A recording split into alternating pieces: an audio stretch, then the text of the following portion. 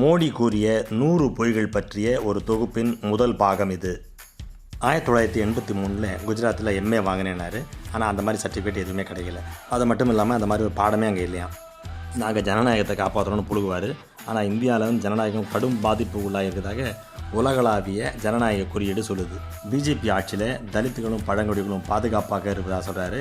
ஆனால் இவங்க ஆட்சியில் தான் தலித்துகளுக்கும் பழங்குடிகளுக்கும் மிக மோசமான விஷயங்கள் நடந்திருக்கிறதாக ஆராய்ச்சிகள் சொல்கின்றன.